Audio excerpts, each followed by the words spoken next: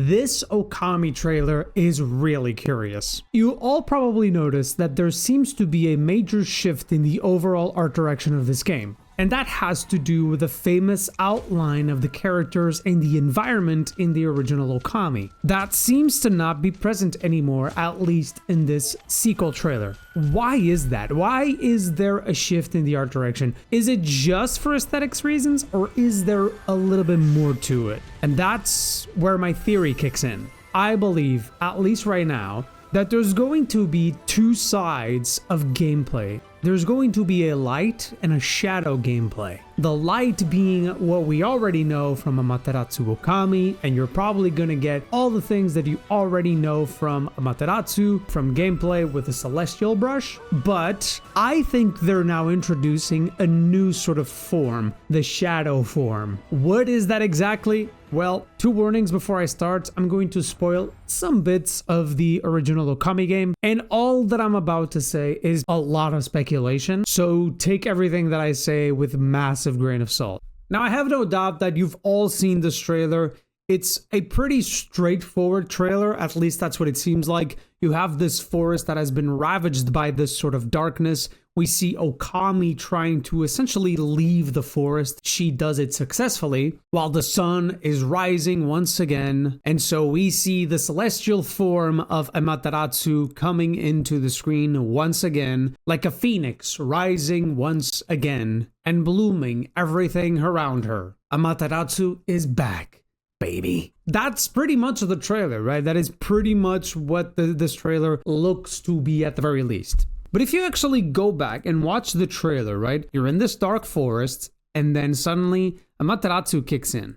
But she is in a very different sort of form. She has this like dark form to her, right? There's even like these tendrils or these brush strokes or whatever these are coming out of her. These kind of remind me actually of Shadow of the Colossus, because whenever you kill a Colossus, all of these like black tendrils come out. At least the feeling that is giving to me is that Amaterasu, in whatever form this is, it feels like she's one with the shadow. But in the original game, if you actually enter these dark areas as the celestial form of Amaterasu, Amaterasu actually gets damaged over time until a certain point where the game just basically resets you to the original position outside of the cursed zone. So your powers as Amaterasu are basically useless in these areas. In this image you see Amaterasu, who is one of the most predominant figures in Japanese mythology, and she essentially has, like the Okami game represents, the power of light. And that's what we do in the original Okami. I think not much is going to change in the overall gameplay of Amaterasu. I'm pretty sure we're going to see everything that we all know and love, like the celestial brush. We're probably going to see a lot of the same sort of techniques, maybe improvements in that sense, and maybe even more. But I think there's going to be another side. I think there's going to be the shadow side now. Now the question arises of, okay, but that can't really be Amaterasu, right? Amaterasu is the sun goddess. So what would be the counterpart for this new sort of gameplay that would let you traverse to these dark areas? My guess is it would be Tsukuyomi, who is the ruler of the realm of the night, and he is the brother, at least in Japanese mythology, of sun goddess Amaterasu, just like Susanoo. Susanoo, who is a predominant figure in this game, but also in Japanese mythology, is like the ruler of the storms and is a major figure also in Japanese mythology. Tsukuyomi in the original Okami is actually a legendary sword that Nagi actually plucks from a rock, I believe, and after doing so, he breaks the curse of Orochi and he arises in order to devastate the land. A few decades, centuries pass, and the same thing kind of happens with Susanoo and Amaterasu. Susanoo takes the Tsukuyomi sword, releasing Hiroshi once again, and so Susanoo and Amaterasu join together in order to defeat Hiroshi just like before. The major difference here is since Hiroshi actually destroys Tsukuyomi, Tsukuyomi is then rebirthed anew as a glaive Tsumagari that now Amaterasu and you the player can use in battle. And you might be thinking, okay, so if that is the case, I mean Amaterasu is using the glaive, that means that, Tsukuyomi is gone and there's no way that he's coming back, right? Who knows? I mean, This game clearly takes a lot of liberties, even though it's heavily inspired by Japanese mythology in order to tell its story. So who knows, maybe Tsukuyomi can return in a sort of celestial form to help Amaterasu in whatever way he can. This trailer does not present that outline that is so famous in Okami. I think the overall art direction of this game is very much based on Sumi art. Sumi art is a traditional Japanese ink painting style that uses simple, bold brush strokes and black ink to create elegant, minimalistic art that is often inspired by nature. But there's also this other Japanese art style called Nihonga, which combines the Sumi art techniques with watercolor, bringing a lot more of these natural colors to your image. It feels to me like there's a split in the art direction. And I think this is very much on purpose. We have the shadow part that is very based on the Sumi art, and we have the light part that is also based on the Sumi art, but with a lot of watercolor techniques used. And you can see it everywhere. Like, check, for example, this flower. You see how noisy everything around this outline is, for example, of this flower, right? It's very similar to this noisiness that you can actually see from this flower on this watercolor technique. Kind of the same here with the Sumi art. By the way, these are Chinese paintings, I know, but Japanese and Chinese do share a lot of commonality when it comes to traditional paintings and everything. But there's obviously a difference. I've no doubt about that. I don't want to piss off any Chinese or Japanese people out there. One thing that is curious is that it does have a tint of blue. It's a way to represent a little bit better that it's nighttime, not daylight.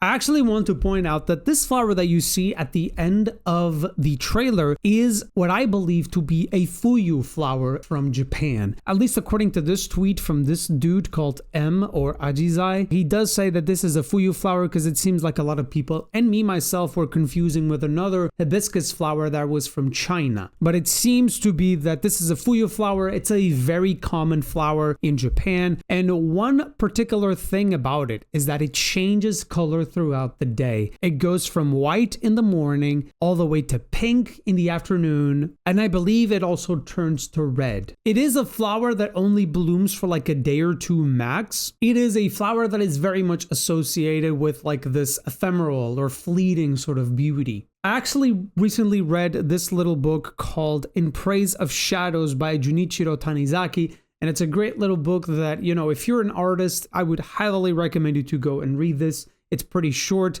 but it basically talks about lighting and how Japanese people view lighting, especially in interior designs. But if you read this book, what you end up understanding is that Japanese people view lighting in a very different way than we Western people do. They see the marriage of both light and shadow to be almost essential. But it's in everything. It's not only in lighting, it's in the way that they portray their art. It's in the way that they tell their stories. It's in everything. It's insane. You might look at some images of traditional Japanese houses and you might think, man, this looks very grim and scary and haunting. But that's not how they think. They look at this as a perfect balance between light and darkness, how all things should be. And this is something that is very much a part of Zen Buddhism. A lot of the Japanese way of thinking, from what I've researched, definitely comes from Zen Buddhism, of this idea that the conflict between light and shadow should be embraced, that they are a part of the human condition. And without one or another, there is no way that you can achieve a state of mindfulness. This is one thing that I actually am finding really curious about Japanese mythology. Susanoo is a character that is a sort of man baby. He is the ruler of the storms, but he wants to go back to his mother and live there. Susanoo is a character that is super jealous of his sister, Amaterasu, her powers and the lands that she rules, and he despises his father because of that. On one hand, you have Amaterasu, that is the ruler of the light, and you have Tsukuyomi, who is the ruler of the night. He is the ruler of the shadow. But without Susanoo, these two would not rule. Susanoo is the ruler of the storms for a reason. He is the one that brings conflict between night and day. And without him, there would be no balance. There would either be stagnation on the part of the light, or there would be chaos in the part of the shadow. In some weird way, I think Susanoo ends up being probably the most important god of these three, actually. But yeah, sorry, I might be going off topic here, but this is actually really interesting. I think it's important to understand some of these concepts in order to try and figure out where these guys might go next. I think there's definitely going to be some sort of shadow sort of gameplay. It might be related to Tsukiyomi or maybe some other figure. They can take a lot of liberties when it comes to this, so I don't doubt that, you know, they can figure out something. And I think the one thing that would be beautiful at the end of the game or at a late game stage, maybe you actually bring a balance to the land. And maybe what happens in the end, you have a marriage of both of these art styles that brings back the original Okami art direction back into play. I don't know, man. Maybe this is a bit far-fetched, but I think that would actually be pretty fucking cool. You have a separation of the art styles, and then in the end, you have a marriage of both, bringing to you the original Okami art direction. And I think that will be amazing to see, at least if you're an Okami fan. But yeah, this is just a theory that is probably way too far-fetched, but I actually think it would be a great way to give Clever Studios freedom to basically explore new ideas, because the celestial brush technique just works. It works really well. Even to this day, I've been replaying Okami and it just works, man. Like, you don't really need to change that much from the celestial brush. Sure, you can absolutely improve the technique, but the base is there. It just works really well, in my view, at the very least. Why change what's not broken, essentially? And if this is what they're going for, this sort of shadow part of the gameplay, this would actually be pretty cool. I think it would open a ton of possibilities, not only for the story, but especially the gameplay. But yeah, maybe I'm wrong. Maybe this is just a nod to the original Okami, and that's about it. But, you know, let me know what you think. Maybe my theory is completely far-fetched. And yeah, if you like this video, subscribe and have a good one. See ya.